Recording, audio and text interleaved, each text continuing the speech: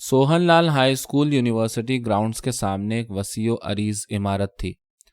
उससे शनासाई भी रफ़ोबाजी ही के जरिए हुई। जब उसे स्कूल दाखिल करवाने का मरहला आया तो ज़ैदी लोगों से वाबस्तगी के बायस यही इदारा सबसे महज़्ज़ब और काबिल एतबार नज़र आया। वो अपने मुनहनी वजूद के साथ लोहे के अजीम गेट से दाखिल हुई। बाएं तरफ बड़े बड़े ग्राउंड्स, जिनमें एक तरफ बालू का चौखटा चमकता था। यहाँ पर हर वक्त लॉन्ग जंप की प्रैक्टिस हुआ करती। इस चौखटे में शफ़ाफ रेत धूप में पड़ी चमकती और किसी किसी जर्रे में पूरा सूरज उतर के चारों सम तेज हफ्तरंग शुआएं यूं फेंकता कि वो चलते चलते रुक जाती, देर तक उन जर्रों को देखती रहती। उसके सामने ही वो नीला अस्तर लगी चिकों के अंदर हेड मिस्ट्रेस मिसेस मेहता का कमरा और साथ ही एडमिन ऑफिस था।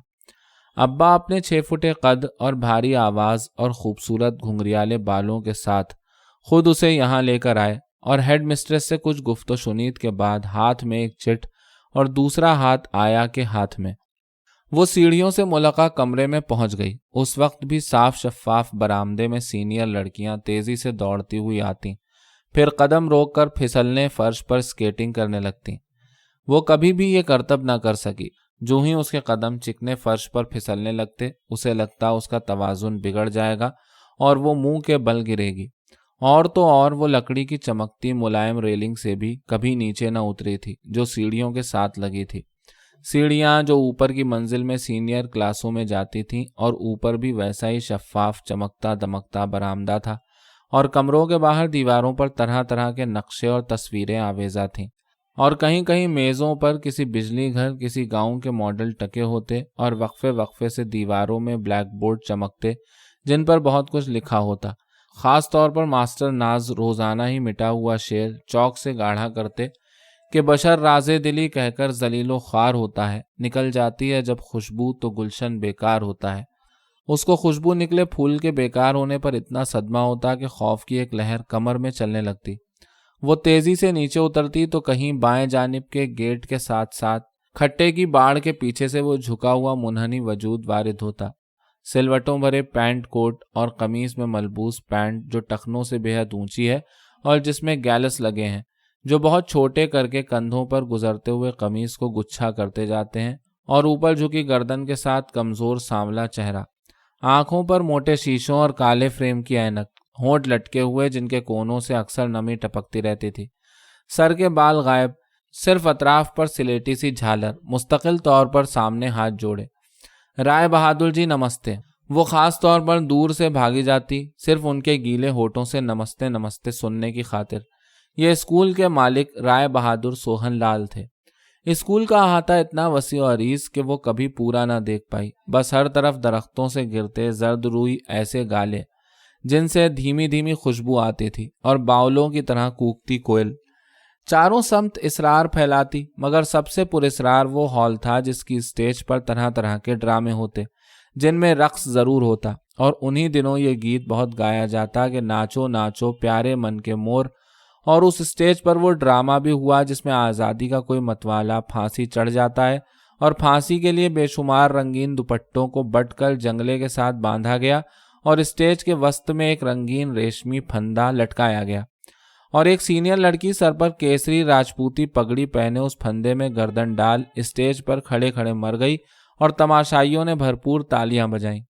म्यूजिक की क्लास में मास्टर साहब क्या अजब हारमोनियम बजाते थे। सिर्फ वो थे जो शलवार कमीज में आते, वरना सब पैंट कोट या फिर कलफ लगी खड़खड़ाती धोती में होते।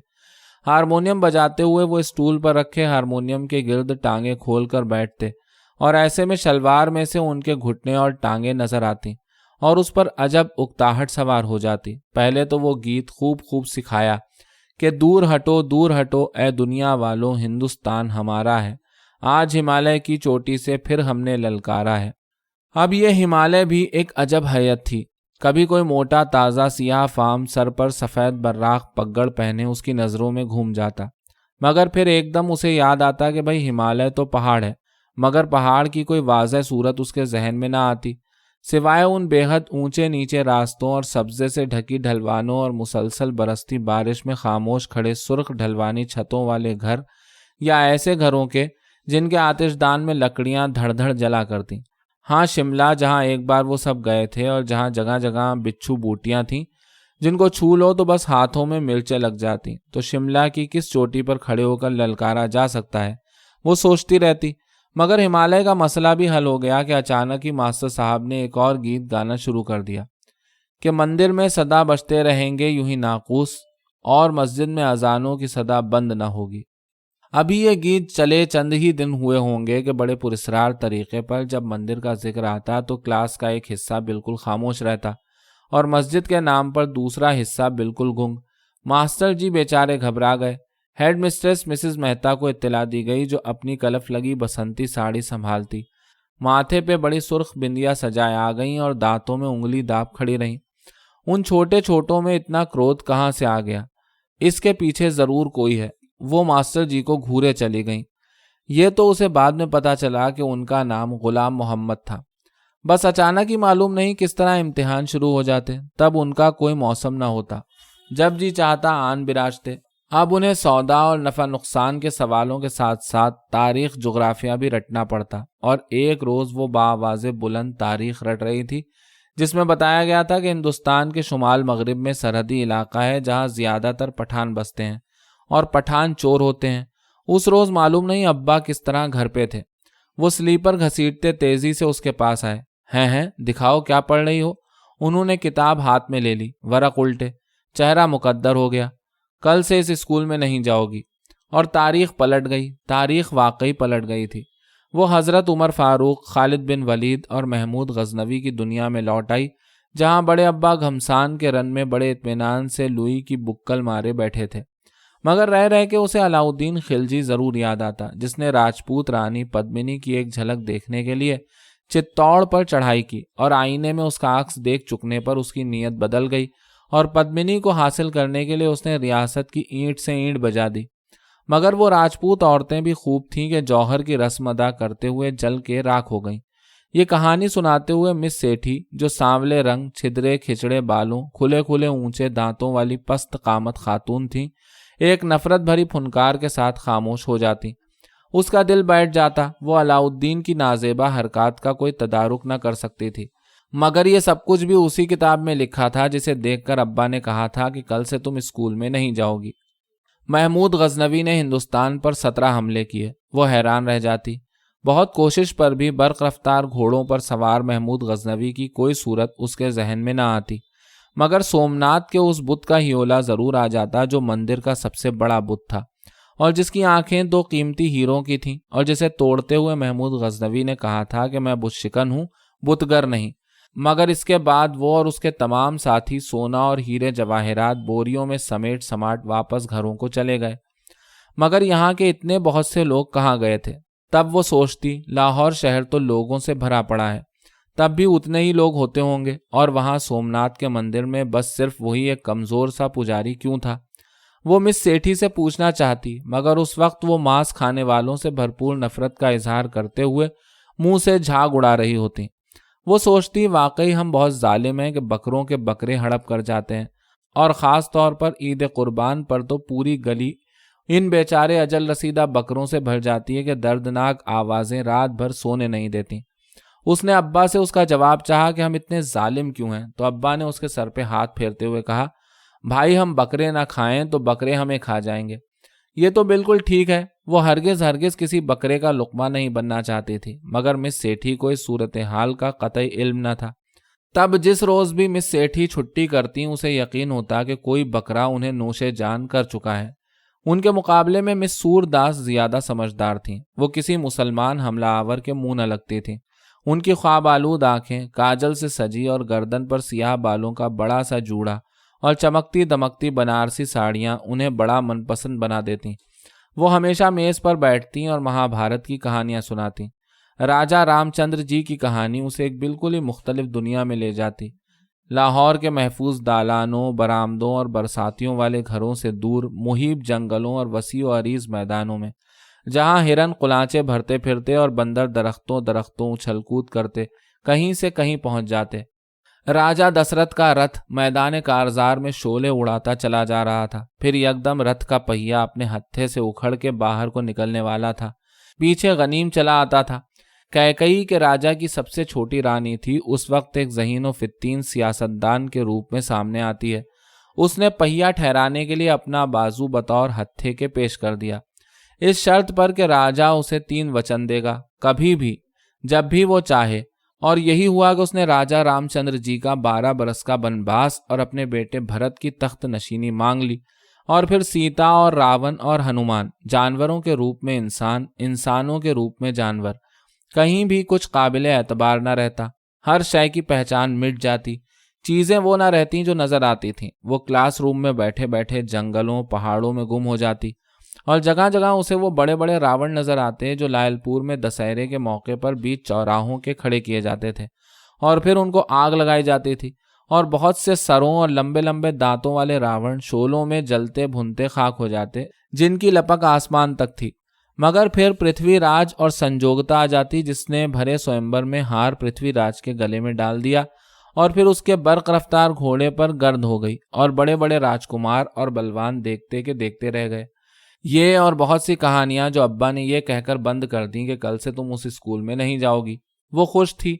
बेताल कहीं घने जंगलों में उल्टा लटकता रह गया और अमरो अय्यार, अमीर हमजा और साहिब किरा सब मैदान विगा में आन निकले। और वो क्या खूब थी अमरो अय्यार की जंबील के सब कुछ उसमें समाया जाता था। और क्या खूब थे अमीर हमजा के वो खेमे कि जिनमें जो अय्यार, जो जादूगर नाहंजार दाखिल होता उल्टा लटक जाता। और बड़े अब्बा एक कोने में लुई की बुक्कल मारे मुस्कुराते रहते। अचानक काबुली वाला अपने कहकहों के साथ गायब हो गए। अब एक कोठी छोड़ कोई और लोग आन बसे थे और हर घर में हिंदुस्तान से लुटे पिटे कटे कटाए आधे पौने खानदान ठेलों रेहड़ों ट्रकों पर आ रहे थे। कभी कभी अतराफ में रोने की दिलदोज आवाजें उठती, फिर गहरी खामोशी छा जाती। वारिस रोड के लाल किले का घड़ियाल उसी तरह घंटे बजाता रहता। वो पुलिस अकेडमी थी और लाल किला कहलाती थी। लोहे के उस अजीम गेट के अंदर एक दुनिया आबाद थी जो उसने नहीं देखी थी, मगर उसमें बजने वाला घड़ियाल उसके दिन रात को टुकड़ों में काटता रहता। शाम से कुछ पहले सब घरों के बच्चे सड़क पर निकल आते। कैप्टन स्मगलर, 1 2 3 और पट्टू गर्म खेल खेल के बावले हो जाते। मिस्टर जोशुआ के बेटे रॉनी, डॉनी और आयुन, फिर एक कोठी छोड़कर दुर्रानियों की गुलरेज और सियाह फाम शीरी, मालूम नहीं कहाँ कहाँ के लोग वहां आन बसे थे। बस उन दिनों मकानों और मकीनों का कुछ ठिकाना न था। एक अजीब आना जाना लगा रहता। बहुत से घर आगे पीछे के खाली और वीरान पड़े थे। बहुत सौ के मकीन बदल गए थे। यूं लगता लोग बेवजन होकर हवाओं में उड़ते फिरते हैं। वो पिछली कोठी का जगजीत, 2 चोटियां और स्मार्ट सी नेकर बुशर्ट पहनने वाला, दिन भर पतंगों के पेश लड़ाने का रसिया, मालूम नहीं कहाँ गया था। हरीलाल नंदा, उनकी गोलमटोल बीवी, कभी नजर न आते थे, बल्कि शिमला पहाड़ी के दामन में उनका घर वीरान पड़ा था।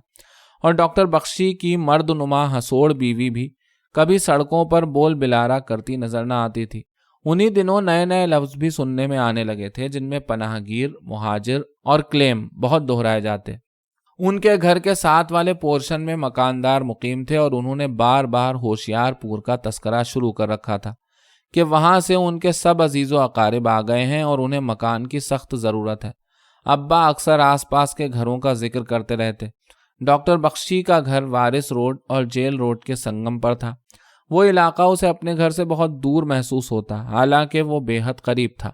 बस यह आधी वारिस रोड ही तो थी जो पार करना होती, मगर उस तंग सड़क के बाद जेल रोड की कुशादगी उसको हिरासा करने को बहुत थी। सड़क से हटकर दूर दूर बनी इंतहाई कुशादा कोठियां, बड़े बड़े लॉन और लकड़ी के नीचे नीचे गेटों के अंदर लंबे रास्ते और पोल्स, उसे यूं लगता यहाँ पहुंचकर वो गुम हो जाएगी। और वाकई वहां बहुत कम लोग नजर आते थे। यूं लगता जैसे वो असल शहर नहीं, शहर की तस्वीर देख रही हो। मालूम नहीं किस तरह उसी जेल रोड पर वो घर उन्हें मिल गया। वहां शिफ्ट होने से पहले वो इम्ती और मंचले भैया के साथ उस खाली घर में गई। हरी लकड़ी के नीचे कमजोर से गेट के अंदर सीधे हाथ पर निस्फ दायरे की शक्ल का बड़ा सा लॉन, जिसकी अतराफ रंग उड़े खुश्क गमले यूं पड़े थे गोया कोई उन्हें रख के भूल गया और सदियां गुजर गईं। फिर कुशादा राहदारी के बाद गोल बरामदा, जिसके दोनों सिरों पर कमरे और सुर्ख फर्श पर धूल जमी थी। यही फर्श बाद में किस तरह अनार के दानों की तरह जगमग जगमग चमका करता था। सदर दरवाजा जो घर में खुलता था, उसकी दोनों तरफ वो पुरस्रार ताक जो खाली पड़े थे और बाद में उन सब की महबूब नशिस्तें बने।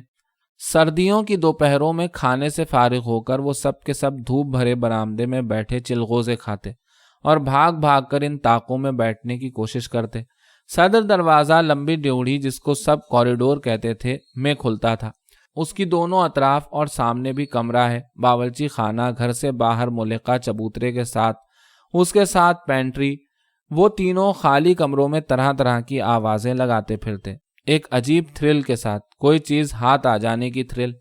یہاں کے سب لوگ کہاں گئے ہوں گے؟ اس نے ایک کمرے میں ٹھہر کے سوچا۔ غسل خانے میں دروازے کی کنڈی کے ساتھ سرخ چوڑیاں لٹک رہی تھیں۔ وہ ٹھٹک گئی۔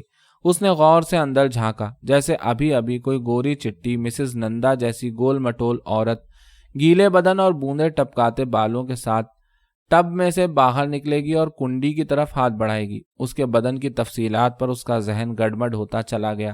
پھر امی اور منجلے بھیا بھی ادھر آن نکلے۔ ارے تو ادھر کیا کر رہی ہے؟ پھر وہ بھی پیچھے پیچھے چلتی درمیان والے بڑے کمرے میں نکل آئی اور وہاں وہ مٹتے ہوئے سنہری رنگ کی چھوٹی سی جالی دار الماری پڑی تھی، جسے عائشہ نے بتایا کہ گنجینہ اور نعمت خانہ کہتے ہیں، اور یہ کہہ کر وہ بھویں چڑھا کر ایک جانب کھڑی ہو گئی، اسی احساس برتری کے ساتھ جس پر اس کا دل ڈوبنے لگتا تھا۔ مگر وہ تو اس چھوٹی الماری کو ہمیشہ ڈولی ہی کہتے رہے، اور بس یہ واحد شے تھی اس گھر کی جو ان کی ہو گئی، ہمیشہ ہمیشہ کے لیے۔ یہ ڈولی اور موٹی گوری عورت کا وہ سراپا جو غسل خانے اور اس سے ملقہ کمرے میں گھومتا پھرتا، دروازے کے ہینڈل کی طرف ہاتھ بڑھاتے۔ تو وہ وارث روڈ سے چند قدم آگے جیل روڈ پر آن بسے۔ ان دونوں سڑکوں کے عین چوراہے پر بڑے بڑے گونجتے کمرے، بے تحاشا اونچی چھتیں۔ اس گھر میں آنے کے ساتھ ہی اس کا اسکول بھی بدل چکا تھا، اسکول جو پہلے سے بالکل مختلف تھا، جہاں چھوٹی چھوٹی خوبصورت کرسیوں اور ہم رنگ ڈیسکوں کی بجائے پیڑھیوں پر بیٹھا جاتا، جن کے سامنے ڈیسک نما چوکیاں ہوتی اور چھٹی کے وقت ہر لڑکی اپنی اپنی پیڑھی اور چوکی کمرے کے کونے میں قرینے سے تلے اوپر رکھ کے جاتی تاکہ کمرے کی صفائی میں آسانی ہو۔ مگر سینئر کلاسوں میں آتے ہی کرسیاں اور ڈیسک آ جاتے۔ سینئر کلاسیں 7ویں سے شروع ہوتی۔ ابا نئے اسکول کی کتابیں دیکھ کر ایک دم افسردہ ہو گئے۔ وہ ان کے معیار سے ذرا بھی مطمئن نہ تھے۔ اس کے باوجود انہوں نے اسے کانوینٹ اسکول نہ بھجوایا، جہاں امتی شروع ہی سے پڑھتا چلا آ رہا تھا اور بائبل کی بہت سی دعائیں اسے زبانی یاد تھیں، اور وہ خواب بھی انگریزی میں دیکھتا تھا۔ اسی لیے ابا نے فوراً اس کے لیے ایک مولوی صاحب کا انتظام کیا، جو ہر شام قرآن پڑھانے آتے اور امتی نیکر قمیص میں ملبوس گھٹنوں پر تولیہ ڈال کے سبق پڑھتا، اور ابا بالکل مطمئن ہو گئے کہ اب کم از کم یہ کرسچن نہیں ہوگا۔ مگر خود اس کے لیے ایک بار متفکر ہو کر ابا سب کچھ بھول گئے۔ اس کی پڑھائی لکھائی منجلے بھیا کے سپرد تھی اور ابا کے پاس بس اس کی اچھی اچھی رپورٹیں ہی جاتی تھیں، اور اسی لیے گھر میں سب سکھ چین سے تھے، جبکہ اس کے اندر کہیں دور دور تک سکھ چین کا نام و نشان نہ تھا، اور راوی خرابی ہی خرابی لکھتا تھا۔ بے تحاشا بڑھتے ہوئے قد اور بڑے ہوتے جوتوں کے ساتھ وہ اپنے آپ سے بدحواس ہو رہی تھی۔ اس پر مستزاد وہ لڑکی عائشہ اور اس کے ساتھ افروز، دونوں اس کا راستہ روکے پہاڑ سی کھڑی تھی، ایک اپنے ناقابل تسخیر احساس برتری کے ساتھ، دوسری اپنے انقلابی خیالات کے انبار لیے۔ ان دونوں میں گھر کے اسے اپنا آپ مٹتا نظر آتا۔ عائشہ اپنے شستہ لہجے اور رسیلی زبان میں لال قلعے اور تاج محل کی کہانیاں سناتی، کبھی قطب صاحب پر لکھی قرآنی آیات کا جلوہ دکھاتی، اور یہ سب لامحدود سرمایہ اس کا تھا، اس کا اپنا، جبکہ اس کے اپنے پاس تو کچھ بھی نہ تھا۔ کہہ سنانے کو کوئی طلسماتی داستان نہ تھی، بس وہ ایک دوجے میں رلتی ملتی گلیوں محلوں اور سادہ محبت کرنے والے لوگوں کی باتیں، جن کی کوئی تک آج تک نہ بنی تھی۔ درختوں کی ٹہنیوں پر سبز کاغذ کے پرچم سجائے وہ بھی اپنے گھر، اور کبھی کبھی وارث روڈ کے سارے بچوں کے ہمراہ پاکستان زندہ باد کے نعرے لگاتی، مارچ کرتی پھرتی تھی، اور بس وہ جادوئی رات بھی اس کی اپنی تھی جب وہ سب کے سب سانس روکے مارکونی کے اس قدیم ریڈیو کے گرد بیٹھے تھے، جس سے آدھی رات کو پہلی بار یہ ریڈیو پاکستان ہے کی آواز آئی تھی، اور ایک دم ساری دنیا بدل گئی تھی۔ اس نے دیکھا صحن میں پھیلا اندھیرا وہ نہ تھا، نہ ہی ایک بیچاری پیلی سی بتی اور چمیلی اور بوگن ویلیا کے پتے لہراتی ہوا بھی وہ نہ رہی تھی۔ در و دیوار کے ہیولے سب کے سب بدل گئے تھے۔ وہ وہیں پر اسی مقام پر تھی کہ یہ ریڈیو پاکستان ہے کی آواز نے اس کو کسی اور ہی دنیا میں لا کھڑا کیا تھا، جہاں کی ہوا اور تھی اور سانسوں کا ذائقہ اور تھا۔ اب سب لوگ نئے نئے نظر آ رہے تھے، جیسے کہیں سے دھل دھلا کے آئے ہوں۔ مصطفیٰ علی ہمدانی کی وہ آواز صدیاں پلٹنے والی تھی۔ وہ آواز جو اس کو کبھی مارکونی ریڈیو کی ہم شکل محسوس ہوتی تھی، جس میں روب و دبدبا بھی تھا اور دوستی اور جاسوسی بھی، وہ آواز آج ایک انجانی سمت تخلیق کر گئی تھی۔ بس اس کے پاس تو لے دے کے اس ایک آواز کی کہانی تھی، اس کے علاوہ اس کا کوئی اثاثہ نہ تھا۔ اس اعلان پر سڑکوں پر چھوٹنے والے پٹاخے اور دور دراز سے آنے والی نقاروں کی صدا اور چاند روشن چمکتا ستارہ رہے کی تیز دھن، گو اس گیت کے اکثر الفاظ اس کی سمجھ میں نہ آتے تھے، مگر عائشہ کے بہت مزے تھے۔ ہر طرح وہ فائدے ہی فائدے میں تھی۔ پہلے وہ دلی، الہ آباد اور علی گڑھ اور آگرہ کے جاہو جلال کے قصے سناتی۔ پوری تاریخ اس کے عظیم الشان واقعات اور پرشکو عمارات اس کے جلوں میں تھیں۔ پھر وہ ایک دم المناک ہو جاتی اور اپنی زمین اور گھر چھوڑنے اور سہیلیوں سے بچھڑنے اور رشتہ داروں سے کٹنے کی داستان سنتے سنتے اس کے دل میں آنسوؤں کا سمندر ٹھاٹھے مارنے لگتا۔ اسے اپنا گھر اور سب سے بڑھ کر وہ چھوٹی سی الماری اپنے جگر کا ٹکڑا محسوس ہونے لگتی، جس میں اس نے ٹوٹی پھوٹی چیزیں جمع کر رکھی تھیں۔ ایک دم اس کا سر فرتے ندامت سے جھک جاتا۔ اس کی سمجھ میں نہ آتا وہ کس طرح عائشہ سے معذرت کرے، معافی کی طلبگار ہو۔ اس کے یوں اپنی زمین چھوڑنے پر ایک شدید احساس جرم اس کا گلا گھونٹنے لگتا۔ وہ ڈبڈبائی آنکھوں سے عائشہ کی طرف دیکھتی، مگر وہ اپنے خوبصورت دودھیا رنگ کے ساتھ اختر الایمان کی نظمیں پڑھ رہی ہوتی۔ اتھا اداسی اس کے کانوں میں سائیں سائیں کرنے لگتی۔ وہ وہاں سے دور بھاگ جانا چاہتی، مگر افروز پھر ساحر لیے آ جاتی۔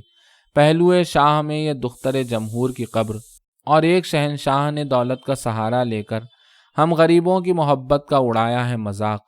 تاج محل دھڑام سے گر جاتا، اس کا سارا جاہو جلال خاک میں مل جاتا۔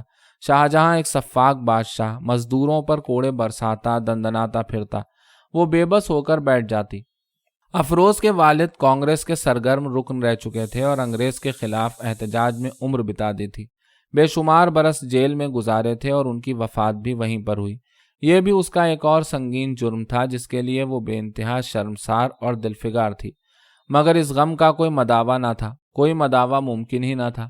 گر مجھے اس کا یقین ہو میرے ہمدم میرے دوست، نظمیں نظمیں ہر طرف، ہر سانس کے ساتھ کون سا گیت سنو گی انجم، مگر اس کے ساتھ ہی امرتا پریتم آن وارد ہوتی۔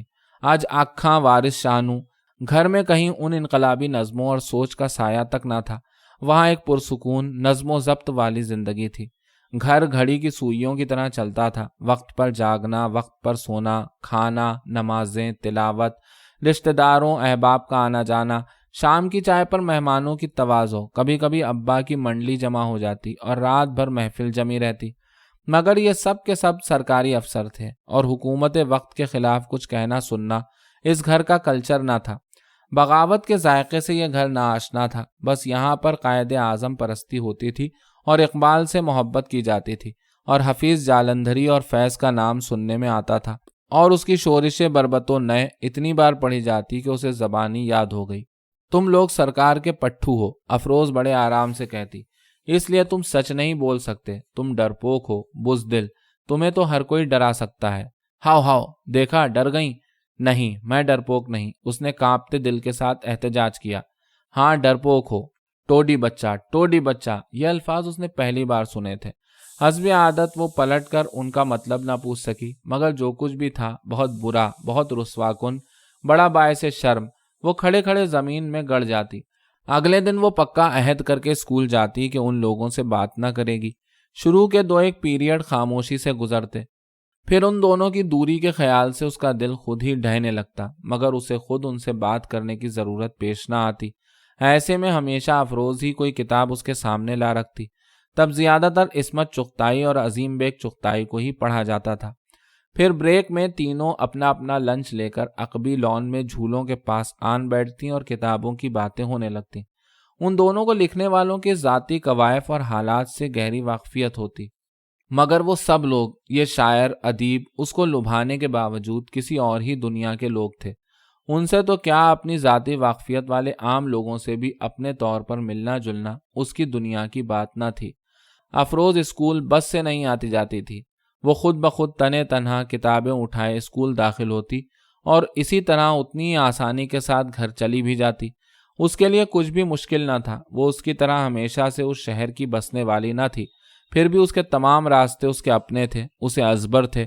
کچھ لوگوں میں چیزوں اور لوگوں کو اپنا بنا لینے کی خاص صلاحیت ہوتی ہے، وہ خود اس سے بالکل عاری تھی کیونکہ وہ اپنی ذات میں کچھ بھی نہ تھی، وہ صرف دوسروں کے حوالے سے تھی۔ تمہیں اپنے گھر کا راستہ آتا ہے تیمور لنگ؟ یہ اس کا نیا لقب تھا۔ بے تحاشا بڑھتے قد کے ساتھ جب کلاس کی لڑکیوں کی قطار بنائی جاتی تو وہ سب سے آخر میں ہوتی اور اپنے بانس ایسے وجود کو چھپانے کی خاطر جھک کر چلنے لگی تھی۔ دوسروں پر تنقید کرنے میں وہ دونوں بہت ماہر تھیں۔ انہوں نے فوراً اس کا نام تیمور لنگ رکھ دیا۔ ہاں تو افروز نے کہا تھا، تمہیں اپنے گھر کا راستہ آتا ہے تیمور لنگ؟ ارے کہاں، اس بی بی کے لیے تو کہاڑ ڈولی لاتے ہیں، یہ پردہ نشین ڈولی میں بیٹھے بیٹھے گھر پہنچ جاتی ہے۔ عائشہ انگوٹھے پر لپٹا آم پاپڑ برابر چوسے جا رہی تھی، بیچ میں ایک آدھ چٹخارا بھی لیتی، معلوم نہیں آم پاپڑ کا یا ان کاٹدار باتوں کا جو وہ اپنی رسیلی زبان سے ادا کرتی چلی جا رہی تھی، مگر ڈولی اور کہار کے ساتھ اس کا تصور بھٹکتا بھٹکاتا بہت دور گمشدہ زمینوں میں نکل جاتا۔ سوہن لال ہائی اسکول کے بڑے بڑے لان اور چمکتے دمکتے برآمدے، دور افتادہ میوزک روم اور اونچے دروازوں والا ہال۔ اس کا جی چاہتا انہیں وکرماجیت اور پرتھوی راج چوہان اور رشی منی کی کہانیاں سنائے اور ناچو ناچو پیارے من کے مور کا ڈانس کر کے دکھائے، مگر نہیں، وہ لوگ تو اس سے اس قسم کی توقع ہرگز نہ رکھتی تھیں۔ تو پھر ہمیں وہی بن کے رہنا پڑتا ہے جیسا کہ لوگ ہمیں بنا دیتے ہیں، کیونکہ توقعات کا تو کوئی انت نہیں، اور وہ تو شاید دوسروں کی توقعات پورا کرنے ہی کی خاطر بنی تھی۔ رفتہ رفتہ دوسروں کی توقعات اور اس کی اپنی پسند ناپسند امیدیں آرزوئیں گڑبڑ ہو کر ایک ہی ہو گئی تھیں۔ اسکول اور گھر اور نیچے کہیں بہت گہرائی میں مخالف ہواؤں کی زد پر رکھا اس کی اپنی تمناؤں کا چراغ، سب کچھ بہت اداس کر دینے والا تھا۔ ایک پراسرار اداسی خاموشی سے اندر ہی اندر جذب ہونے والی اس کے وجود کی اساس بن گئی تھی۔ اسے اپنے گردا گرد کی ہر شے سے محبت تھی، اماں سرتاپا محبت کا گداز، ابا جلال و جمال کا مرکب، تحفظ کی فصیل، اور وہ گھر، ہر ایک کو اپنی باہوں میں سمیٹ لینے والا گھر۔ وہاں پر ایک نہ ایک خاندان ضرور ہی بطور مہمان بسا رہتا۔ ان میں بہت قریبی اور بہت دور کے عزیز سبھی شامل تھے، جو کچھ عرصہ اپنا مشکل وقت کاٹ کر چلے جاتے، ایسے کہ پھر برسوں ان کی صورت نظر نہ آتی۔ کتنے ہی ایسے لوگ آئے اور چلے گئے، ان سب کے ساتھ معلوم نہیں کس طرح اس کی بڑی گہری دوستی ہو جاتی۔ انہی لوگوں میں ایک امولکا احمد بھی تھی۔ اس زمانے میں میم بڑی خاصے کی چیز ہوتی تھی، سنہری گھنگریالے بالوں، چھریرے بدن پر فراک اور اونچی ہیل کی سینڈل کے ساتھ اینا امولکا احمد آس پاس کے لوگوں کے لیے بھی شدید دلچسپی کا سامان تھی، شاید اس لیے بھی کہ اس میں گوروں والا تکبر نہ تھا۔ وہ نہایت خلوص اور محنت کے ساتھ اردو بولنے کی کوشش کرتی رہتی، اس لیے کہ اماں انگریزی نہیں سمجھ سکتی تھیں۔ شیخ احمد معلوم نہیں کس طرح ابا کے دوستوں میں سے تھے، ان کی ماں ہر وقت روتی رہتی، اسے اس یہودی بہو سے ذرا سی بھی محبت نہ تھی۔ ہاں، اپنی پوتی پر جان چھڑکتی تھی، ہر وقت شاکی رہتی کہ ملکہ بچی کو پیار نہیں کرنے دیتی۔ اینا یونیورسٹی جاتی تو بیٹی کو اماں کے پاس چھوڑ جاتی، چھوٹی سی زارا جو بڑے مزے سے چوسنی چوستی رہتی، اور گھڑی کے مطابق عین وقت پر اماں دودھ کی بوتل اس کے منہ سے لگا دیتی جو وہ گھٹا گھٹ پی جاتی۔ اینا کا گھر جیل روڈ پر ان کے گھر کے بالمقابل تھا۔ ان کے گھر سے کس قدر مختلف، ہر طرف پینٹنگز آویزاں، کچھ ویسے دیواروں کے ساتھ کھڑی رہتی، رنگوں کے ڈبے، برش، ایزل، کمرے میں روغن کی مہک۔ اینا بہت اچھی مصور اور یونیورسٹی میں شعبہ مصوری کی سربراہ تھی۔ اس کے گھر میں اکثر شاگرد لڑکے لڑکیوں کا جمگٹھا لگا رہتا۔ سہ پہر کو اکثر اماں اور وہ اینا کے گھر چلی جاتی، جہاں وہ اماں کو دستانے بننا سکھاتی۔ امتی بازار کے موزے اور دستانے نہیں پہنتا تھا۔ اماں نے کتنے ذوق و شوق سے لوہے کی باریک 4 سلائیوں پر اون کی جرابیں اور دستانے بننا سیکھا۔ ان لوگوں میں سیکھنے کی کتنی بے پناہ صلاحیت اور قوت تھی۔ اینا کے گھر میں اس نے بہت سی برتھ ڈے پارٹیز میں شمولیت کی۔ پنیر کے سینڈوچ اور بڑے بڑے فروٹ کیک اور لمبی لمبی رنگین نوکدار ٹوپیاں اور ہاؤ ہو کرتے انگریزی گراموفون ریکارڈ۔ اینا اس سے بہت پیار کرتی تھی اور اکثر پینٹ بکس اور برش تحفے میں دیتی رہتی۔ وہ ابا سے بہت اصرار کرتی، ڈاکٹر اس بیٹی کو میرے پاس بھیج دو، میں اسے آرٹسٹ بناؤں گی۔ مگر یہ تو اب پرانی بات ہو چکی تھی۔ اینا کب کی وہ گھر چھوڑ کے یونیورسٹی کے قریب نئے مکان میں جا چکی تھی۔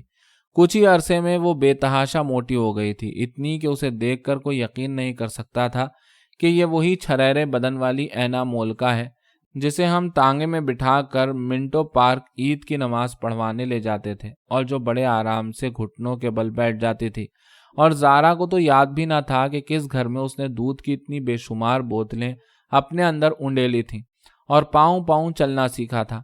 تو یہ ایک جمی جمائی زندگی تھی جس کی جڑیں دور تک زمین میں پیوست تھیں، مگر اسکول میں افروز اسے بتاتی کہ اب انقلاب آنے والا ہے، کیونکہ کسان پر بہت ظلم ہو رہا ہے اور زمیندار اور جاگیردار انتہائی سفاک لوگ غریبوں کو بھوکا مار رہے ہیں، اور دراتی کا نشان اب انسانیت کا پرچم بن رہا ہے، اور روس تمام دنیا کو ظلم و ستم سے نجات دلا سکتا ہے۔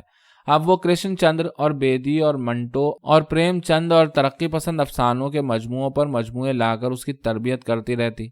پھر سب جذبی، مجاز، فیض، سردار جعفری، سلام مچھلی شہری اور نامعلوم کس کس کو پڑھتے اور انقلابی منصوبے بناتے، مگر یہ سب کچھ اس کی دنیا سے تعلق نہ رکھتا تھا۔ وہ شرمندہ تھی، وہ مظلوم کسان، مزدور اور طوائف کے لیے کچھ بھی نہ کر سکتی تھی، یہاں تک کہ ان کے بارے میں سوچنا بھی دشوار تھا۔ وہ تو بس اپنے ارد گرد شدید سردی میں ٹھٹھرتے، ناکافی کپڑوں میں ملبوس، خستہ حال بچوں اور بوڑھوں کو دیکھ کر دہل سکتی تھی اور اماں کی گود میں پناہ لے سکتی تھی۔ تو کیا وہ واقعی ٹوڈی بچہ تھی؟ شاید وہ بے حد اداس ہو جاتی، اس لیے کہ ابا کے پاس سرکاری گاڑیاں اور باوردی شوفر تھا، اور گھر پہ ایک دفتری آدمی خانسامہ گیری بھی کرتا تھا، اور سرکاری مالی ان کا قوس نما لان پھولوں سے اس طرح سجا دیتا کہ دور دور سے لوگ دیکھنے آتے۔ ابا اکثر دوروں پر جاتے، مگر کبھی کبھی وہ ان سب کو بھی ساتھ لے جاتے۔ بڑے بڑے ڈاک بنگلے، مہاگنی کا بھاری بھرکم فرنیچر، کوشادہ پلنگ، دبیس فیل پا قالین اور آتش دانوں میں تڑکتی جلتی خشک لکڑی، سر جھکائے حکم بجا لانے والے باورچی اور صبح سویرے ڈاک بنگلے پہنچ جانے والی ڈالیاں، تر و تازہ پھل، لوگ، بہت سے لوگ ابا سے ملنے قطار در قطار آتے، ان میں اونچے تروں والے اور صاف شفاف تہبند اور لمبے کرتوں والے زمیندار بھی ہوتے جو ملک کہلاتے اور اونچی لے میں بات کرتے۔ مخملی سبزے سے آراستہ وسیع لان اور پھولوں کے قطعے اور گنجان کیاریوں کے درمیان بیت کی بھاری بھرکم آرام کرسیوں میں لپٹے وہ دھوپ کے مزے لیتے اور اجنبی ذائقوں کے کھانے کھاتے، پھر لمبے سفر پر نکل جاتے۔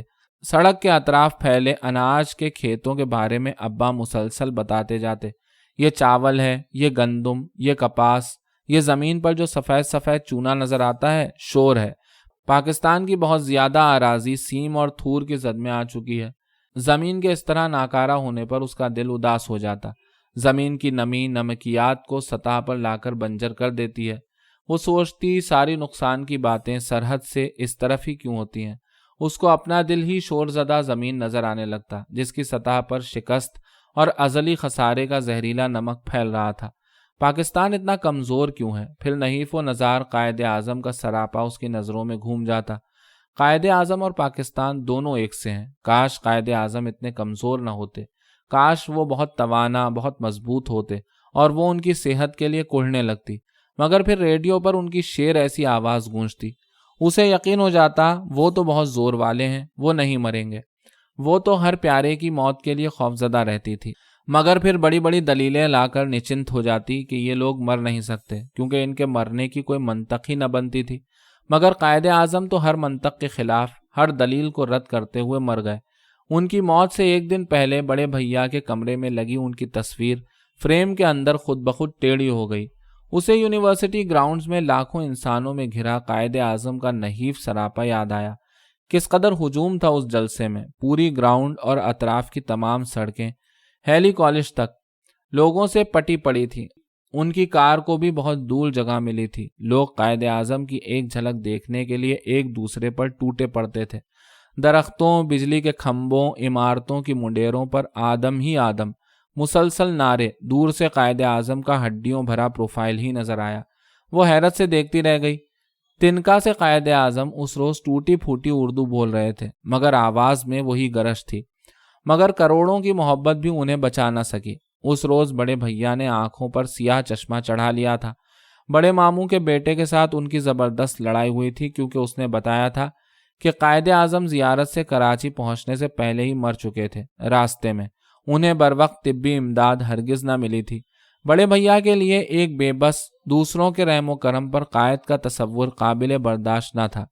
تب کچھ بھی قابل برداشت نہ لگتا تھا۔ در و دیوار پر عجب اداسی ٹپکتی تھی۔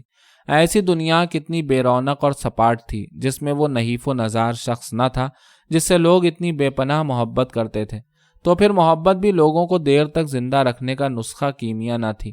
وہ کیا شے تھی جو لوگوں کو، ان تمام پیارے بے حد خوبصورت لوگوں کو ہمیشہ زندہ رکھ سکتی تھی؟ وہ اس کے دو ٹوک جواب کی متحمل نہ ہو سکتی تھی۔ بس موت کی خاموش دہشت اندر ہی اندر اس کے دل میں بیٹھتی جا رہی تھی۔ یہ زندگی کا ایک غیر ضروری، انتہائی ناوقت اختتام جو تلوار کی طرح سر پر لٹکتا ہی رہتا ہے اور سائے کی طرح پیچھا کرتا ہے، اور ہونے کا احساس شدید کرنے والا اور نہ ہونے کا فینومینا اس کے احساس میں بری طرح جڑ پکڑ چکا تھا، اور کسی فلم کی پس منظر موسیقی کی طرح ہر وقت اس کے ساتھ ساتھ رہتا۔ مگر وہ دونوں ہر شے سے بے نیاز اپنے آپ میں مگن تھیں، عائشہ اور افروز۔ کبھی کبھی اسے شدت سے احساس ہوتا وہ ان کے لیے ایک طرح سے ضیافت طبع کا سامان ہے۔ ہیلو تیمور لنگ، وہ دونوں مل کر پکارتی، اور وہ ایک دم سے اپنے آپ میں سمٹ جاتی۔ ان دونوں کے چھوٹے چھوٹے قد و قامت کے سامنے اپنا آپ بے حد بے ڈھنگا نظر آنے لگتا۔ پھر تم نے 14 اگست کو کتنے دیے جلائے اپنی منڈیر پر؟ عائشہ یوں پوچھتی جیسے یہ سب کچھ کرنا انتہائی جہالت کی دلیل ہو۔ اسے پھر شدت سے اپنی بزدلی کا احساس ہونے لگتا۔ ان دونوں کے ذہن کتنے وسیع، کتنے آزاد تھے۔ وہ کچھ بھی سوچ سکتی تھیں، کچھ بھی کہہ سکتی تھیں، اس لیے کہ وہ ٹوٹ پھوٹ سے خوفزدہ نہ تھیں، بلکہ توڑنے پھوڑنے میں انہیں لطف آتا تھا۔ انہی دنوں افروز کے بھائی سجاد نے پڑھائی سے بغاوت کر دی۔ ٹیچر نے اس کے ہاتھ پر اتنے پھٹے مارے کہ بالآخر پھٹا ٹوٹ گیا، مگر وہ ہرگز اپنی غلطی نہ مانا، کیونکہ وہ غلطی پر نہ تھا۔ چنانچہ اس نے پڑھائی چھوڑ دی، کیونکہ وہ اپنے ٹیچر سے زیادہ کتابیں پڑھ چکا تھا اور اس کی تصحیح کرتا رہتا تھا، جس پر تمام اساتذہ اس سے چڑ جاتے۔ چنانچہ اس نے اعلان کر دیا کہ اس پڑھائی کا کم از کم اسے کوئی فائدہ نظر نہیں آتا، اور وہ خود کتابوں کی دنیا میں ڈوب گیا۔ سب سے بے نیاز اور اس کے گھر والے اس کا کچھ بھی نہ بگاڑ سکے، نہ ہی انہوں نے اسے راہ راست پر لانے کی کوشش کی۔ عائشہ کے والد کسی دفتر میں ملازم تھے۔ اس کی والدہ تو بہت عرصہ پہلے انتقال کر چکی تھیں۔ بڑی آپا کے بہت لائق فائق کسی مضمون میں ڈاکٹریٹ کیے بیٹھی تھیں، اس کا بہت زیادہ خیال رکھتی تھیں۔ نہ صرف اس کی پڑھائی کا بلکہ پوری شخصیت کی گرومنگ ان کا جنون تھا۔ اسی سال میٹرک میں گرمی کی لمبی چھٹیوں کے بعد جب وہ لوگ اسکول آئے تو سب سے زیادہ تبدیلی عائشہ میں آ چکی تھی۔ اس میں خاص نفاست اور رکھ رکھاؤ چمک رہا تھا۔ انگریزی کے بہت سے ناول پڑھ چکی تھی، اور انگریزی گرامر پر اس کو بلا کا عبور حاصل ہو چکا تھا، اور اس کے بہت سے محاورے اور لفظ اور جملے روزمرہ گفتگو میں شامل ہو چکے تھے، اور بہت سے نئے نئے لوگوں کا تذکرہ اس کی زبان پر رہنے لگا۔ بہت کارآمد اور مفید قسم کے کلیشے اور سلوگن اس کی بول چال میں شامل تھے۔ وہ کسی نئی دنیا کی سرحد پار کر چکی تھی، جیسے ذہن کسی نئی آگہی سے آشنا ہو جائے، اور ایک نیا دور تھا کہ جس کا در اس پر واہ ہو گیا تھا۔ ایک وکی بھائی تھے کہ جن کا تذکرہ اس کی زبان پر اکثر رہتا، جو یوں تو لکھنؤ میں طلعت محمود گلوکار کے جگری دوست رہ چکے تھے، مگر یہاں آ کر متروکہ جائیداد کے سلسلے میں ایک بہت بڑا کاروبار ان کے ہاتھ لگا تھا۔ اب یہ لوگ لاہور کو یوں جان پہچان اور اپنا رہے تھے کہ جس طرح یہاں کے اصل باسیوں نے نہیں دیکھا تھا۔ خود اس کے لیے تو لاہور وارث روڈ اور جیل روڈ سے لے کر مزنگ چنگی اور لیٹن روڈ، مال روڈ، انارکلی اور منٹو پارک سے زیادہ نہ تھا۔ ہاں، ابا اس کو ٹولنٹن مارکیٹ ضرور لے جایا کرتے۔ یہ ایک عجیب و غریب مارکیٹ تھی، یونیورسٹی کے عین سامنے، ہری لکڑی کی ڈھلوانی چھتیں، چاروں طرف برآمدوں سے گھری۔ صدر دروازے سے داخل ہوتے ہی رنگین چھت تلے ایک وسیع بازار تھا۔ مرغیوں کی بو کے ساتھ ساتھ پھل اور سبزی کی مخصوص خوشبو عجب ملغوبہ فضا پیدا کرتی تھی۔ اس زمانے میں یہ اعلیٰ درجے کی مارکیٹ تھی، اور اونچے طبقے کے لوگ خصوصاً غیر ملکی یہاں ایک شان برتری کے ساتھ خریداری کرتے نظر آتے۔ ابا صرف تازہ اور خشک پھل کے دل دادا تھے۔ ایک کونے میں خشک میوے کے بڑے بڑے چھابے یہاں سے وہاں تک سجے ہوئے، اتنا پھل دیکھ کر وہ حیران رہ جاتی۔ ابا جب بھی یہاں آتے، واپسی پر گاڑی کی ڈگی موسمی پھل اور خشک میوے سے لبالب بھری ہوتی۔ یہ نیم روشن مارکیٹ اپنے اندر عجب اسرار رکھتی تھی، خاص طور پر اس کا لکڑی کا فرش قدموں کی عجب گنگ آہٹ پیدا کرتا۔ جب دکاندار بڑی محبت اور احترام کے ساتھ ابا کو سلام کرتے تو وہ مارے خوشی اور فخر کے اور بھی لمبی ہو جاتی۔ مگر جب سے عائشہ نے نئے نئے لفظ بولنا شروع کیے تھے جن میں پرولتاری اور بورجوا کی تکرار بہت ہوتی، اور افروز کی آنکھوں میں استہزاء اور ہونٹوں پر ٹونڈی بچہ کی اصطلاح آنے لگی تھی، اس کی تمام خوشی غارت ہو گئی تھی۔ اسے اپنے ٹوڈی بچہ ہونے کا یقین ہو گیا تھا، کیونکہ آئے دن ان کے گھر غیر ملکیوں کی لمبی لمبی ضیافتیں ہوتی اور ابا غیر ملکی دوروں پر جاتے رہتے اور بہت سے تحائف لے کر آتے۔ عائشہ اور افروز ایک دوسرے کا تضاد تھیں۔ ایک کسی بھی تہذیب، کسی بھی کلچر کی دعوے دار نہ تھی، جبکہ دوسری کے پاس صدیوں کا تہذیبی ورثہ تھا، جس سے بچھڑ کر وہ گویا بہت غیر ترقی یافتہ نیم مہذب لوگوں میں آ گئی تھی۔ یہاں کے لوگ آداب محفل سے قطعی ناآشنا، زبان و بیان کی لطافت اور شائستگی سے عاری، کھردرے اور اجٹ تھے۔ ان کے پاس سادگی، بلند آہنگی اور سیدھی سچی محبت کے علاوہ کچھ نہ تھا۔ عائشہ کی تراش خراش اس طرح کی جا رہی تھی جس طرح کہ ایک خاص عمر میں لڑکیوں کو سوسائٹی میں متعارف کرایا جاتا ہے، جبکہ وہ خود خوف اور تحفظ کی دھوپ چھاؤں میں کھوئی ہوئی تھی۔ لاہور کے ٹی ہاؤس، ریستوران اور کافی ہاؤسز اس کی دنیا سے باہر کی شے تھے، مگر عائشہ لوگ وکی بھائی کے ساتھ آدھی آدھی رات تک ان مقامات میں گھومتے پھرتے اور لاہور کی پر رونق راتوں سے لطف اندوز ہوتے، جبکہ ان کے اپنے گھر میں ان ساعتوں میں سب بڑی دعاؤں اور وظیفوں کے بعد محو خواب ہوتے، کیونکہ صبح فجر کی اذان کے ساتھ انہیں بیدار ہونا ہوتا۔ تب ماڈل ٹاؤن گویا لاہور کا پرستان تھا، کشادہ سڑکوں اور بڑی بڑی کوٹھیوں سے مزین، جہاں منتخب لوگ ہی رہتے تھے۔ وکی بھائی نے بھی ماڈل ٹاؤن میں ایک شاندار بنگلہ بنوا لیا تھا، جس میں فوارے اور سوئمنگ پول تھے، اور جہاں لمبی لمبی گاڑیاں کھڑی رہتی تھیں۔ وہ اس خیال سے خوش ہو جاتی کہ یہ لوگ جو اپنے وطن میں اتنا کچھ چھوڑ کے آئے تھے، یہاں اس کی تلافی ہو گئی۔ یہاں بھی انہیں اپنا دکھ بھلانے کو بہت کچھ مل گیا۔ گو ابھی بھی وہ اپنے آپ کو ان کا مجرم گردانتی کہ کچھ بھی ہو، اپنا کمرہ اور الماری اور اس میں چھپے ٹوٹے پھوٹے کھلونے اور رنگ اڑے کپڑے اور چوڑیاں اور صحن کی کیاریاں اور درخت اور ان پر چہکتی چڑیاں اور اپنے حصے کا آسمان، یہ سب کچھ چھوڑنا بڑے خسارے کی بات ہے، اور اس کی تلافی ممکن ہے یا نہیں وہ کچھ بھی نہیں جانتی۔